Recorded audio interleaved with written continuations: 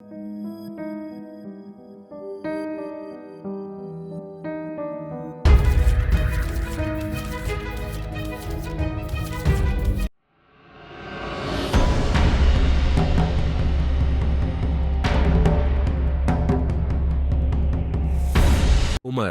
एक ईमानदार ताजिर जिसने अपनी तकदीर खुद लिखनी चाहिए, लेकिन क्या तकदीर उसे वो लौटाएगी जो उसने खो दिया, या फिर यह सिर्फ एक इम्तिहान है, एक छुपी हुई साजिश, एक ऐसा राज जो उसकी पूरी दुनिया हिला सकता है, और एक फैसले की घड़ी जब उसे पता चलेगा कि दरिया में फेंका हुआ सोना सिर्फ सोना नहीं था, बल्कि उसकी तकदीर का सबसे बड़ा इम्तिहान। क्या उमर इस राज से बच पाएगा या उसकी पूरी जिंदगी तबाह हो जाएगी? जानने के लिए वीडियो को पूरा देखिए और उससे पहले हमारे चैनल को सब्सक्राइब कर दो। चलो शुरू करते हैं। शाम का वक्त था जब सूरज अपनी सुर्ख किरणों को दरिया की लहरों में समेट रहा था। अरबी सरजमीन का एक पुराना कस्बा अल हसन अपनी पुरानी इमारतों, संकरी गलियों और रेत के टीलों के साथ वक्त की गवाही दे रहा था। इसी कस्बे में एक खुशहाल खानदान रहता था, अब्दुल रहमान का घर। अब्दुल रहमान अपने नेक किरदार और ईमानदारी के लिए मशहूर था। उसकी बीवी जैनब एक परहेजगार औरत थी जो अल्लाह के जिक्र में मग्न रहती थी। उनका एक ही बेटा था, उमर, जो जवानी की दहलीज पर कदम रख चुका था। उमर बेहद होशियार और बहादुर नौजवान था, मगर उसकी एक कमजोरी थी, जल्दबाजी और नादानी। वह अक्सर बिना सोचे समझे फैसले कर लेता, जिसे अब्दुल रहमान उसे समझाने की बहुत कोशिश करते, लेकिन उमर अपनी अक्ल को ही सब कुछ समझता। उस रात जब घर में सब सो चुके थे, दरवाजे पर किसी ने दस्तक दी। जैनब ने चौंक कर अब्दुल रहमान की तरफ देखा। कौन हो सकता है इस वक्त? अब्दुल रहमान ने धीरे से दरवाजा खोला तो देखा एक गरीब आदमी कांपता हुआ खड़ा था। चेहरे पर थकान और आंखों में बेबसी साफ झलक रही थी। भाई, मैं बहुत परेशान हूं। मेरे बच्चे भूख से बिलबिला रहे हैं। अल्लाह के वास्ते कुछ मदद कर दीजिए। अब्दुल रहमान के पास ज्यादा कुछ नहीं था, मगर जो था वह उस गरीब के हाथ में रख दिया। वह आदमी शुक्रिया कहकर चला गया। उमर यह सब देख रहा था। उसे अपने वालिद की यह आदत पसंद नहीं थी। वह अक्सर कहता, अब्बा, आप हमेशा दूसरों की मदद करते रहते हैं, मगर खुद के लिए कुछ नहीं सोचते। हम अमीर नहीं हैं कि दूसरों पर इतना खर्च करें। अब्दुल रहमान बस मुस्कुरा देते। बेटा, यह दुनिया फानी है, लेकिन नेकियां हमेशा हमारे साथ रहेंगी। अल्लाह का करम रहेगा तो कोई कमी ना होगी। कुछ दिनों बाद एक अनहोनी हुई। कस्बे के बाहर एक अजनबी काफिला आकर रुका। इसमें एक ताजिर था जिसका नाम मोहम्मद बिन खालिद था। वह बहुत दौलतमंद इंसान था और पूरे इलाके में उसकी शोहरत थी। एक रोज ताजिर के नौकर ने शोर मचा दिया, हमारा खजाना खो गया, किसी ने हमारा सोना चुरा लिया। सारा कस्बा इस खबर से हिल गया। मोहम्मद बिन खालिद ने ऐलान किया, जो भी मेरा सोना लौट आएगा उसे इनाम मिलेगा, मगर अगर कोई चोरी में शामिल हुआ तो उसे कड़ी सजा दी जाएगी। उमर को यह बात बहुत अजीब लगी। उसी रात जब वह दरिया किनारे टहलने निकला तो अचानक उसके पांव किसी सख्त चीज से टकराए। जब उसने नीचे देखा तो उसकी आंखें हैरत से फैल गईं। एक भारी थैली रेत में दबी हुई थी। उमर ने झुककर उसे निकाला, खोला तो उसके अंदर सोने की अशर्फियां चमक रही थीं। उमर का दिल तेजी से धड़कने लगा। यह वही सोना है जिसकी तलाश सबको है। उसके नफ्स ने उसे बहकाना शुरू कर दिया। अगर यह ताजिर के पास पहुंचा दिया तो क्या फायदा? इसे अपने पास रख लो, तुम्हारी जिंदगी बदल जाएगी। अब्बा को भी कोई तकलीफ ना होगी, तुम अमीर हो जाओगे। मगर फिर उसे अपने अब्बा के अल्फाज याद आए, बेटा, हराम का एक दाना भी जिंदगी को जहन्नम बना सकता है। उमर के अंदर एक जंग छिड़ गई। क्या करे? सही क्या है और गलत क्या? वह कशमकश में था। उसके कदम अपने घर की तरफ बढ़ रहे थे, मगर उसका दिल हजार सवाल कर रहा था। रात गहरी हो चुकी थी। उमर ने वह थैली अपने कपड़ों में छुपा ली और छत पर जाकर सोचने लगा। अचानक उसके दिल में ख्याल आया, अगर यह सोना मेरे पास रहा तो नफ्स बार बार मुझे गलत राह पर ले जाएगा। इस फितने से बचने का बस एक ही तरीका है। वह दबे पांव घर से निकला और दरिया की तरफ बढ़ने लगा। ठंडी हवाएं उसके चेहरे से टकरा रही थीं। दरिया के किनारे खड़े होकर उसने सोने की थैली को देखा। उसकी चमक उसके अंदर एक आग जला रही थी, मगर फिर उसे अल्लाह का खौफ महसूस हुआ। या अल्लाह, ये दुनिया की चीजें मेरे लिए इम्तिहान हैं, मुझे इस इम्तिहान में कामयाब कर। यह कहकर उमर ने वह थैली दरिया में फेंक दी। सोने की अशर्फियां पानी में डूबने लगीं, जैसे उसके नफ्स की बुराइयां भी डूब रही हों।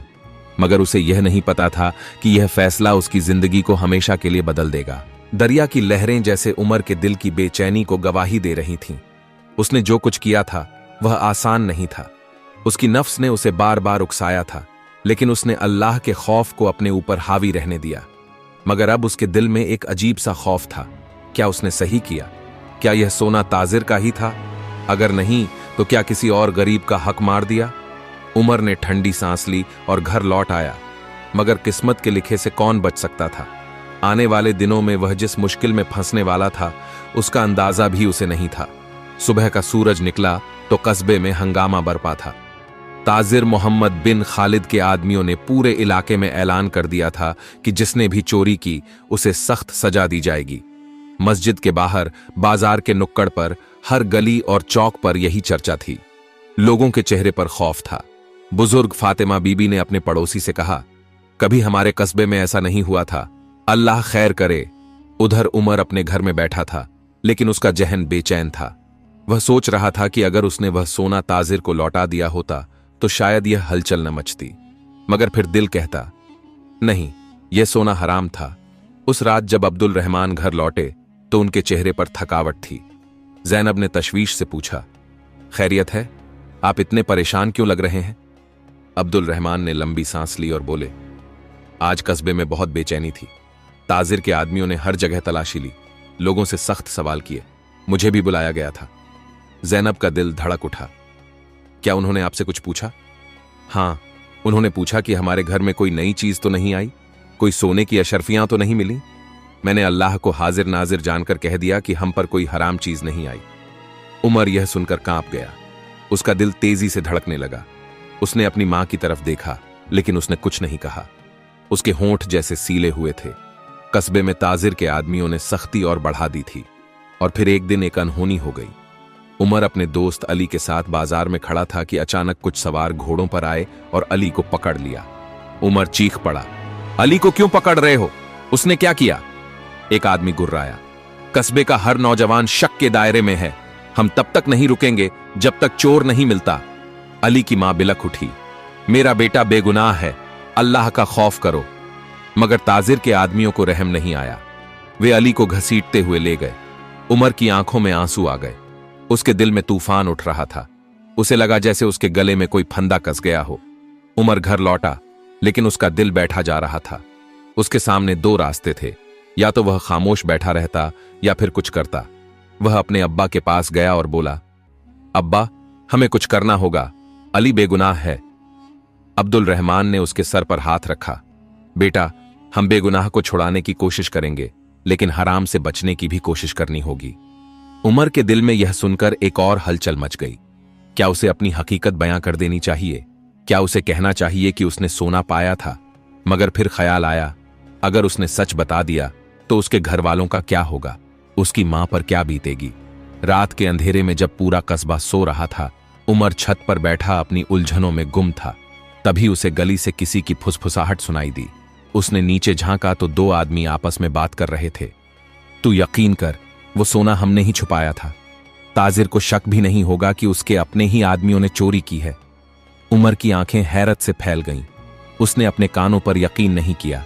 हां, और अब हम उसी सोने को वापस लेकर ताजिर के पास जाएंगे और उसे दिखाएंगे कि हमने चोर को पकड़ लिया। दूसरा आदमी हंस पड़ा। उमर को जैसे कोई बिजली का झटका लगा। उसके हाथ कांपने लगे। तो यह सारा मामला एक साजिश थी। उमर ने तुरंत अपने अब्बा को जगाया। उसने सब कुछ बता दिया। अब्दुल रहमान का चेहरा गुस्से से लाल हो गया। बेटा, हमें यह बात ताजिर को बतानी होगी। सुबह होते ही अब्दुल रहमान और उमर मस्जिद के पास गए, जहां ताजिर मौजूद था। उन्होंने उसे सारी बात बताई।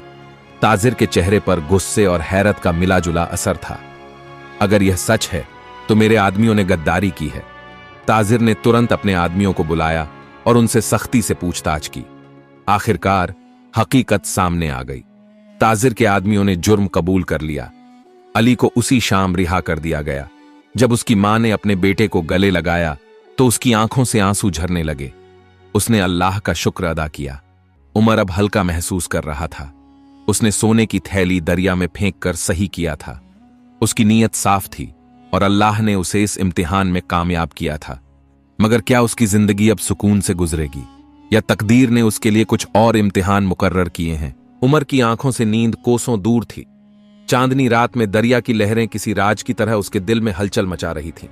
उसने सोचा कि जिस इम्तिहान से वह बच निकला, क्या वह आखिरी था या अल्लाह ने उसकी तकदीर में और इम्तिहान लिखे थे। यह ख्याल उसके जहन में हलचल मचा रहा था। अली की रिहाई के बाद उमर ने महसूस किया कि कस्बे में उसकी इज्जत बढ़ गई थी। लोग उसे एक नेक और बहादुर नौजवान के तौर पर देखने लगे। अब्दुल रहमान भी अपने बेटे पर फख्र महसूस कर रहे थे, मगर उमर के दिल में अब भी एक अजीब सी बेचैनी थी। वह कुछ बड़ा करना चाहता था, कुछ ऐसा जो उसे इस फानी दुनिया में एक मकाम दिला सके। एक दिन उसने अपने अब्बा से कहा, अब्बा, मैं तिजारत करना चाहता हूं। मैं चाहता हूं कि हमारी हालत बेहतर हो, हम भी अपने हालात सुधार सकें। अब्दुल रहमान ने उसे देखा और मुस्कुराए। बेटा, तिजारत में बरकत तभी होती है जब उसमें ईमानदारी और हलाल रिस्क हो। तुम्हारा इरादा नेक है, अल्लाह तुम्हारी मदद करेगा। उमर ने अपनी तिजारत की शुरुआत करने का फैसला किया। उसने अपने घर का कुछ सामान बेचा और थोड़ा बहुत पैसा इकट्ठा किया। फिर उसने अपने दोस्त अली को साथ लिया और दोनों ने बड़े शहर की तरफ सफर करने का इरादा किया। अली, यह सफर आसान नहीं होगा, लेकिन मुझे यकीन है कि अगर हमारी नीयत साफ रही तो अल्लाह हमारी मदद करेगा। अली ने मुस्कुराते हुए हामी भरी। उमर, मैं तेरे साथ हूं, हम हर मुश्किल का सामना करेंगे। दोनों नौजवान ऊंटों पर सवार होकर कस्बे से रवाना हो गए। उनकी मंजिल थी बगदाद, जो उस वक्त इल्म और तिजारत का मरकज था। कई दिनों के सफर के बाद आखिरकार वे बगदाद पहुंचे। यह शहर उनके लिए किसी और दुनिया से कम नहीं था। ऊंची ऊंची इमारतें, बड़े बड़े बाजार, हर तरफ ताजिरों की चहल पहल। उमर और अली ने इस शहर में अपनी तिजारत जमाने का इरादा किया। पहले कुछ दिनों में उन्होंने लोगों को समझने और बाजार की चाल को परखने में गुजारे। उन्हें यह एहसास हुआ कि बगदाद में कामयाबी के लिए सिर्फ मेहनत ही नहीं, बल्कि अक्लमंदी की भी जरूरत थी। उमर ने फैसला किया कि वह मसाले और कपड़े का कारोबार करेगा। उसने अपनी जमा पूंजी लगाकर कुछ माल खरीदा और बाजार में बेचना शुरू किया। पहले दिन का कारोबार अच्छा रहा, लेकिन असली मुश्किल आगे थी। एक शाम जब वह अपने ठिकाने पर बैठा हिसाब किताब कर रहा था, एक अजनबी उसके पास आया। तुम नए ताजिर हो? आदमी ने सवाल किया। उमर ने सिर हिलाया। जी हां, मैं बगदाद में कारोबार करने आया हूं। मेरा नाम यूसुफ है। मैं यहां का एक मशहूर ताजिर हूं। अगर तुम चाहो तो मैं तुम्हें एक बड़ा सौदा दे सकता हूं, जिससे तुम रातों रात अमीर बन सकते हो। उमर चौंक गया। क्या यह सच था? रातों रात अमीर बनने की बात उसे खटक रही थी। उसने पूछा, कैसा सौदा? यूसुफ ने इधर उधर देखा और धीरे से कहा, तुम्हें सिर्फ यह करना होगा कि कुछ माल को दूसरे शहर पहुंचा दो, लेकिन किसी को इसकी खबर न हो। उमर की रगों में ठंडक दौड़ गई। उसे लगा कि यह कुछ गड़बड़ है। उसने सीधे पूछा, क्या यह माल हलाल है? यूसुफ थोड़ा झेंप गया। तुम ज्यादा सवाल करते हो। यह सोने से भरी थैली देखो। अगर यह काम कर दोगे तो यह तुम्हारी होगी। उमर की आंखें चौंधियां गईं। सोना? लेकिन फिर उसे अपनी नीयत और अपने अब्बा की नसीहत याद आई। हराम का एक दाना भी जिंदगी को जहन्नम बना सकता है। उसने गहरी सांस ली और कहा, मुझे यह सौदा मंजूर नहीं। यूसुफ का चेहरा गुस्से से लाल हो गया। तुम बहुत बड़ी गलती कर रहे हो नौजवान। अगर तुमने मेरा कहा नहीं माना तो तुम्हें पछताना पड़ेगा। रात को जब उमर और अली अपने ठिकाने पर थे, तो अचानक कुछ साए उनके दरवाजे के पास मंडराने लगे। फिर एक जोरदार आवाज आई। धड़ाम! दरवाजा तोड़ दिया गया था। कुछ नकाबपोश आदमी अंदर घुस आए और उमर को पकड़ लिया। यूसुफ ने तुम्हें आगाह किया था, लेकिन तुमने हमारी बात नहीं मानी। अब इसका अंजाम भुगतो। उमर और अली को जबरन उठाकर एक अंधेरे तहखाने में ले जाया गया। जब उमर और अली को कैद कर दिया गया तो उनके दिलों में खौफ था। अली ने कांपते हुए कहा, उमर, अब क्या होगा? उमर ने अपनी आंखें बंद की और दुआ करने लगा, या अल्लाह, अगर हम सही हैं तो तू हमें इस मुसीबत से निकाल दे। तू सबसे बड़ा रहम करने वाला है। अचानक तहखाने का दरवाजा जोर से खुला। बाहर कुछ सिपाही खड़े थे। तुम लोग आजाद हो। खलीफा के हुक्म से यूसुफ को गिरफ्तार कर लिया गया है। वह तिजारत की आड़ में हराम कारोबार कर रहा था। किसी नेक इंसान ने उसकी मुखबिरी कर दी। उमर और अली की आंखों में आंसू थे। उन्होंने अल्लाह का शुक्र अदा किया। आज उन्होंने अपनी ईमानदारी की कीमत देखी थी। उमर को एहसास हुआ कि इस दुनिया में सच्चाई और ईमानदारी की राह पर चलना आसान नहीं, लेकिन यही असली कामयाबी है। अब वह एक नया सफर शुरू करेगा, एक नई इब्तिदा, नेक तिजारत और अल्लाह की रहमत के साथ। मगर क्या यह उसकी जिंदगी का आखिरी इम्तिहान था? या तकदीर ने उसके लिए कुछ और फैसले लिख रखे थे। उमर और अली की आंखों में अभी भी बीती रात का खौफ था। तहखाने से आजादी तो मिल गई थी, मगर बगदाद की गलियां अब भी उनके लिए अनजानी और रहस्यमयी थीं। उमर ने एक लंबी सांस ली और अल्लाह का शुक्र अदा किया।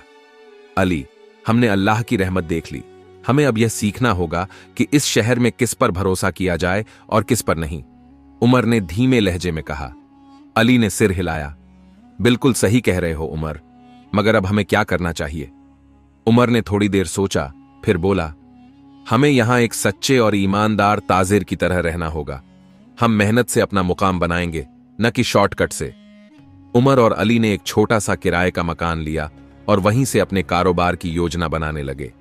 उन्होंने बगदाद के पुराने बाजारों में जाकर समझा कि कौन सा सामान सबसे ज्यादा बिकता है। जल्दी ही उन्हें यह एहसास हुआ कि यहां मसाले और रेशमी कपड़ों की मांग बहुत थी। उन्होंने कुछ पुराने ताजिरों से दोस्ती बढ़ाई और थोड़ी बहुत पूंजी लगाकर अपना सामान बेचना शुरू किया। उमर की ईमानदारी और सीधी बात करने की आदत ने लोगों का दिल जीत लिया। धीरे धीरे उनका कारोबार बढ़ने लगा। एक दिन जब उमर और अली अपनी दुकान में बैठे थे, तभी एक अनजान आदमी आया। उसकी आंखों में अजीब सी चमक थी। सलाम वालेकुम नौजवानों, मैं सुलेमान हूं और मैं तुम्हारे कारोबार को बड़े पैमाने पर फैलाने में मदद कर सकता हूं, उसने मुस्कुराते हुए कहा। उमर ने सतर्कता से उसकी तरफ देखा। कैसे मदद कर सकते हो जनाब? सुलेमान ने धीरे से कहा। बगदाद के सबसे अमीर ताजिर से तुम्हें मिलवा सकता हूं। अगर उसने तुम्हारे कारोबार में पैसा लगा दिया तो तुम कुछ ही महीनों में बहुत बड़े सौदागर बन जाओगे। उमर और अली ने एक दूसरे की तरफ देखा।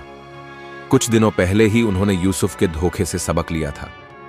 क्या यह फिर से कोई साजिश थी?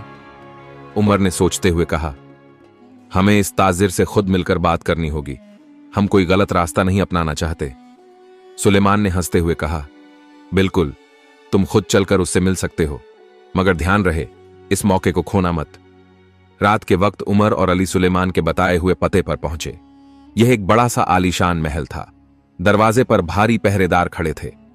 अंदर चलो, सुलेमान ने कहा और दोनों को लेकर एक बड़े हॉल में दाखिल हुआ। हॉल में एक लंबी दाढ़ी वाला आदमी बैठा था। उसकी आंखें गहरी और गंभीर थीं।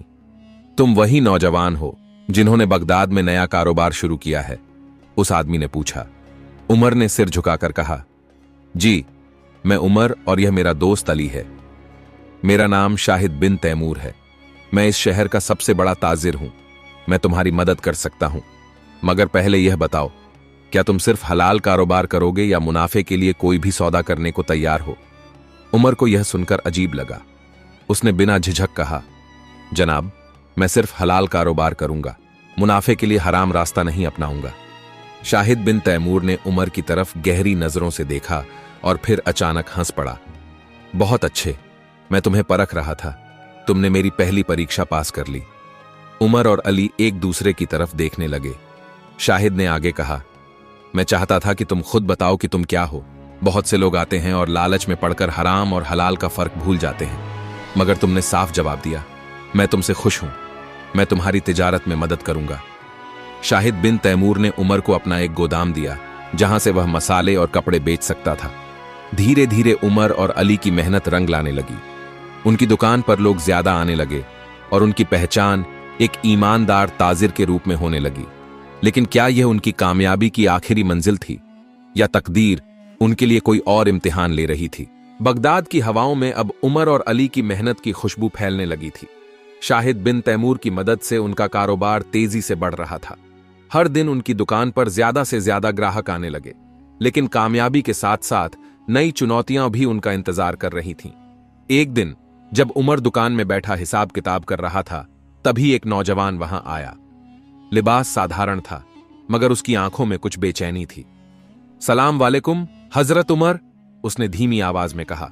उमर ने मुस्कुराकर जवाब दिया, वालेकुम अस्सलाम भाई, कैसे आना हुआ? उस नौजवान ने इधर उधर देखा, जैसे कुछ छुपाने की कोशिश कर रहा हो। फिर वह और करीब आकर फुसफुसाया, मैं आपको आगाह करने आया हूं। आपकी ईमानदारी और नेक दिली कई लोगों को रास नहीं आ रही। उमर ने चौंक कर उसकी तरफ देखा। तुम्हारा क्या मतलब है? कुछ लोग आपके खिलाफ साजिश रच रहे हैं। वे चाहते हैं कि या तो आप उनके रास्ते पर आ जाएं, या फिर। नौजवान ने बात अधूरी छोड़ दी। उमर की पेशानी पर बल पड़ गए। उसे यूसुफ और सुलेमान की चालें याद आ गईं। भाई, तुम कौन हो और मुझे यह सब क्यों बता रहे हो? मेरा नाम अजहर है। मैं भी एक ताजिर हूं, मगर छोटे पैमाने पर।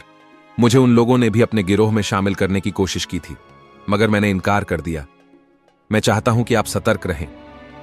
उमर ने उसकी बात गौर से सुनी और शुक्रिया अदा किया। अली भी वहां आ गया था और उसने पूरी बात सुनी। उमर, हमें अब और ज्यादा सतर्क रहना होगा, अली ने कहा। हां, लेकिन डरकर नहीं, अल्लाह हमारे साथ है, उमर ने जवाब दिया। कुछ दिनों तक सब कुछ सामान्य रहा। उमर ने अपने कारोबार पर ध्यान दिया और धीरे धीरे उसकी पहचान बगदाद के सबसे भरोसेमंद ताजिरों में होने लगी। लेकिन उसे एहसास हो गया था कि कहीं कोई छुपकर उसके खिलाफ चालें बुन रहा है। फिर एक दिन एक अजीब वाकया हुआ। रात के अंधेरे में जब उमर अपने ठिकाने पर आराम कर रहा था, तभी बाहर से घोड़ों की आवाज सुनाई दी। वह तेजी से उठा और खिड़की से झांका। कुछ नकाबपोश लोग उसकी दुकान के सामने खड़े थे। शायद यह वही लोग हैं जिनकी बात अजहर कर रहा था, उमर ने खुद से कहा। अली भी जाग गया था। उमर, हमें कुछ करना होगा। उमर ने जल्दी से अपने खंजर को संभाला और दरवाजे के पास जाकर खड़ा हो गया। अचानक दुकान के बाहर धमाका हुआ। कुछ लोग अंदर घुसने की कोशिश कर रहे थे।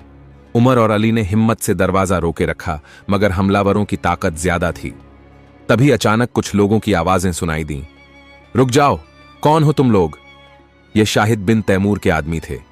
उन्होंने हमलावरों को देख लिया और उनके पीछे भागे।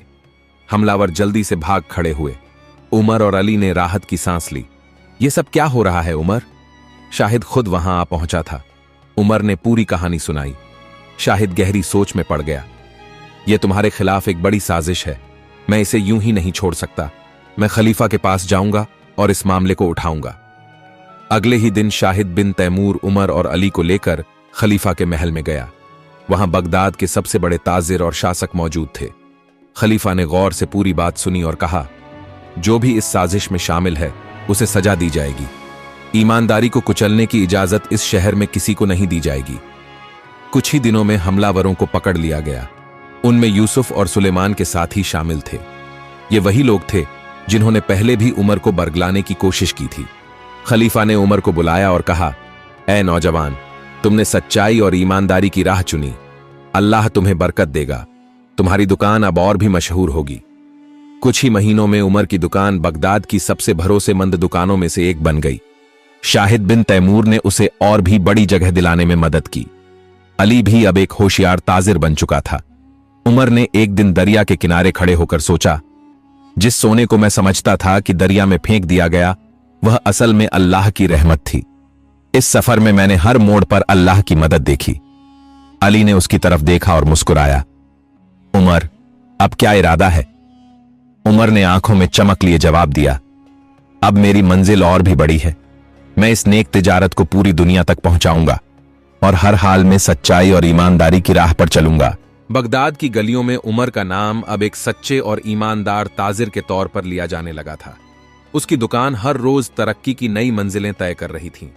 शाहिद बिन तैमूर की रहनुमाई में उसने न सिर्फ कारोबार में सफलता पाई, बल्कि ईमानदारी और नेकी का ऐसा मुकाम भी हासिल किया जिसकी मिसाल कम ही मिलती है। लेकिन तकदीर अभी भी उसका इम्तिहान लेने को तैयार थी।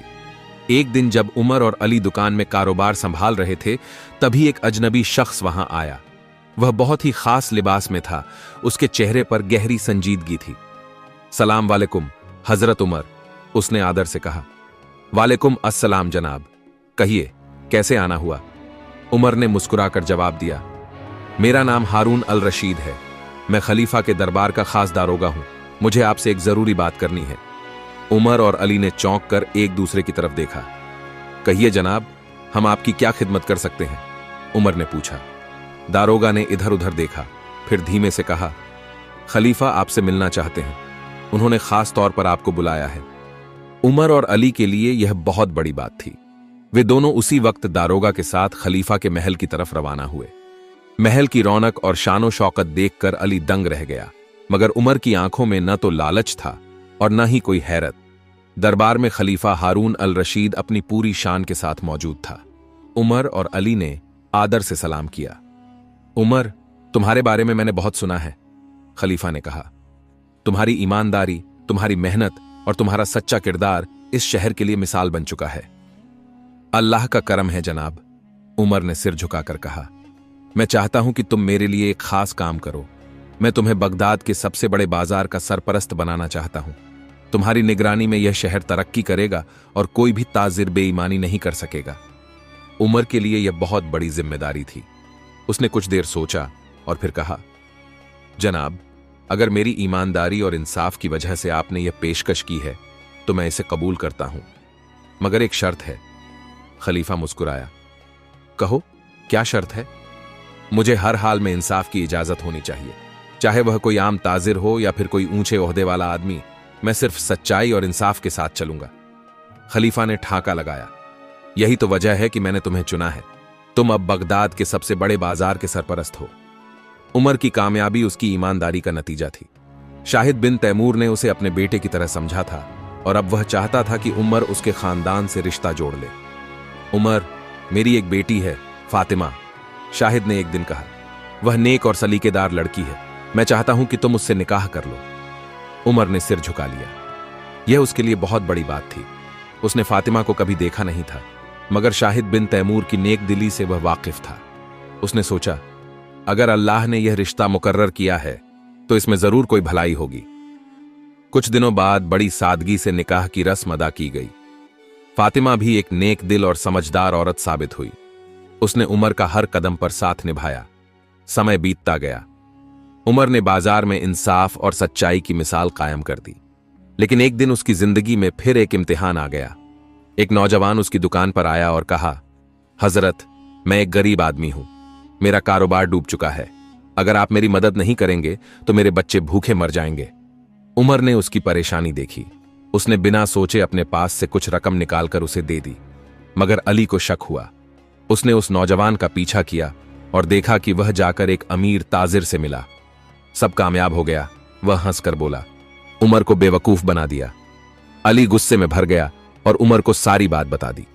उमर ने मुस्कुराकर कहा, अली, यह मेरे लिए कोई नुकसान की बात नहीं है। अल्लाह मेरी नीयत को जानता है। अगर उसने मुझे धोखा दिया तो यह उसका नुकसान है, मेरा नहीं। अली हैरान रह गया। उसे एहसास हुआ कि उमर का दिल कितना बड़ा है। उमर की ईमानदारी और सच्चाई ने उसे बगदाद का सबसे बड़ा और सबसे सम्मानित ताजिर बना दिया। उसने अपनी दौलत से गरीबों की मदद की, तालीम के लिए मदरसे बनाए और कारोबार को ईमानदारी के साथ चलाया। एक दिन दरिया के किनारे खड़े होकर उसने अपने पुराने दिनों को याद किया। वह सोने के सिक्के जो उसने दरिया में फेंक दिए थे, वह आज भी उसकी आंखों के सामने थे। अली ने हंसकर कहा, उमर, अगर आज तुम्हारे पास वह सोना होता तो शायद तुम बगदाद के सबसे अमीर आदमी होते। उमर मुस्कुराया। नहीं अली, अगर वह सोना मेरे पास होता तो शायद मैं वह नहीं बनता जो आज हूं। दरिया में फेंका हुआ सोना मेरी सबसे बड़ी दौलत था, क्योंकि उसने मुझे सिखाया कि असली सोना हमारी नीयत, हमारा किरदार और हमारी सच्चाई होती है। अली की आंखों में आंसू आ गए। उमर ने उसे गले लगा लिया। अल्लाह की रहमत ने उसे दुनिया और आखिरत दोनों में कामयाब बना दिया था। प्यारे दोस्तों, उम्मीद है ये वीडियो आपको अच्छी लगी होंगी, तो वीडियो को अपने दोस्तों को शेयर कर दो और चैनल को सब्सक्राइब कर दो। मिलते हैं नेक्स्ट वीडियो में।